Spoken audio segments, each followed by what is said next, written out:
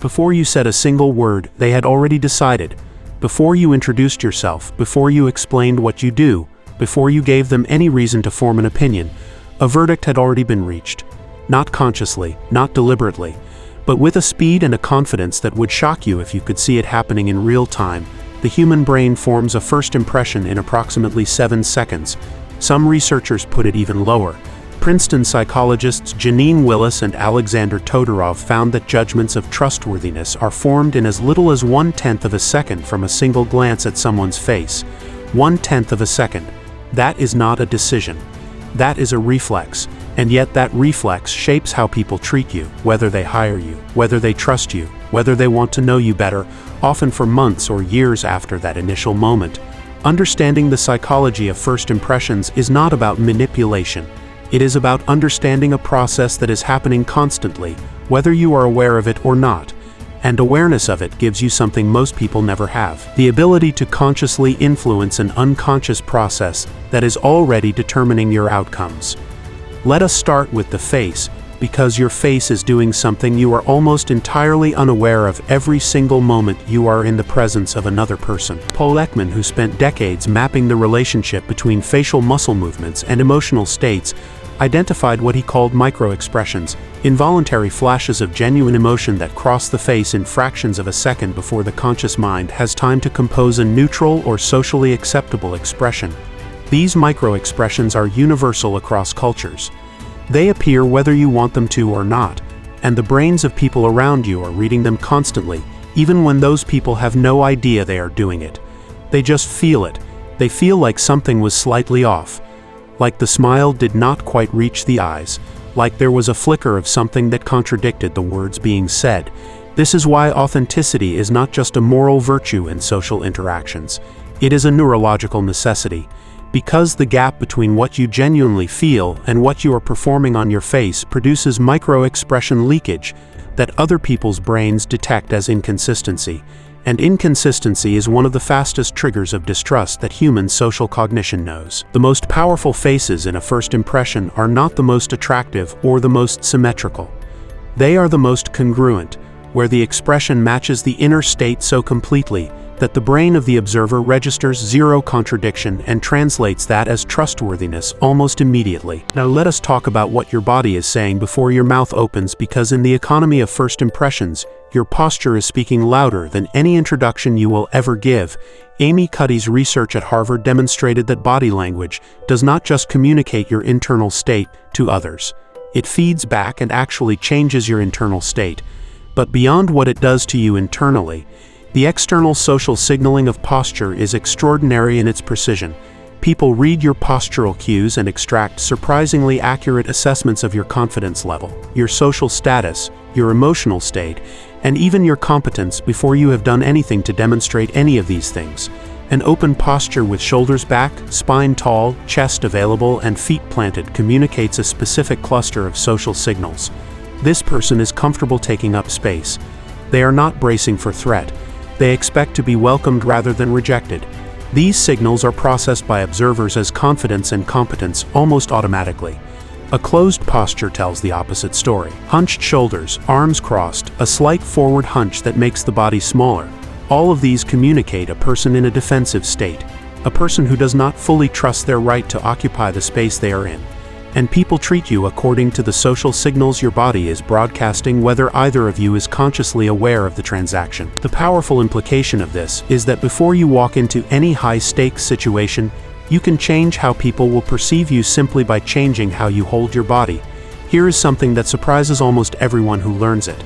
In a first impression, your voice matters more than your words. Albert Mehrabian's research on communication produced findings that are widely cited and widely misunderstood, but the core insight is real and important. When it comes to the emotional impact of communication, the actual semantic content of what you say, the literal meaning of the words, carries far less weight than how you say it. Your tone, your pace, your pitch, your resonance, the rhythm of your speech. These are the primary carriers of social and emotional information in any interaction.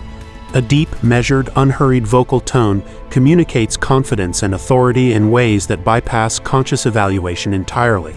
It is processed directly by the emotional brain as a signal of safety and competence. A high-pitched, rapid, upward-inflecting voice pattern communicates anxiety, uncertainty, and a subtle request for approval that listeners register as low social status even without knowing why. The most immediately correctable vocal habit that destroys first impressions is what linguists call upward inflection or uptalk, where statements are delivered with the rising pitch of a question. It signals that you are not sure you have the right to make the statement you just made. It is a sonic form of people-pleasing, and it undermines every word you say regardless of how accurate or insightful that content actually is. Slow down. Drop the pitch slightly. Let the end of your sentences land with finality rather than float upward with uncertainty. The same words delivered with this change sound like they are coming from an entirely different and far more credible person. Let us talk about something that seems almost too simple to matter, and yet research consistently identifies it as one of the highest impact elements of a first impression: the handshake. A study published in the Journal of Personality and Social Psychology found that a handshake at the beginning of an interaction had a disproportionately large effect on the overall impression formed, accounting for more variance in final assessment than almost any other single variable measured.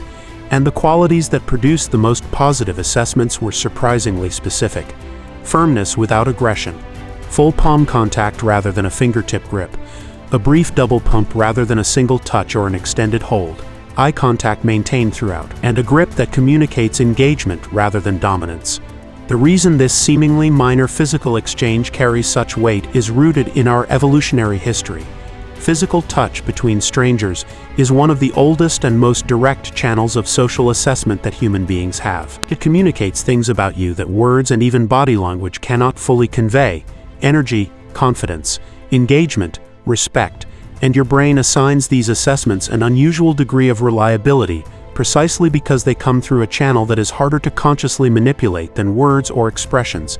Now we need to talk about eye contact because nothing in the entire toolkit of first impressions is more immediately powerful or more commonly mishandled. Eye contact is the most direct channel of human social connection that exists. Neuroscientists have found that mutual gaze activates the same brain regions associated with bonding, trust, and social reward. When two people make genuine eye contact, something real happens at a neurological level. A connection is registered. Information is exchanged that cannot be transmitted any other way. But eye contact is a tool that most people use incorrectly in one of two opposite directions. The first mistake is avoiding it. Looking down, looking away too quickly, letting your gaze drift during conversation. This is processed by other people's brains as evasiveness, low confidence, or disinterest, and it prevents the bonding chemistry from ever activating. The second mistake is the opposite: a fixed, unblinking stare that crosses from confident into intimidating. Genuine connected eye contact is neither of these things. It is steady without being aggressive. It is warm rather than evaluative. It breaks naturally and returns naturally in the rhythm of real conversation rather than being held with performative rigidity. The specific quality to aim for is the kind of eye contact that communicates, "I see you, and I am genuinely interested in what you have to say."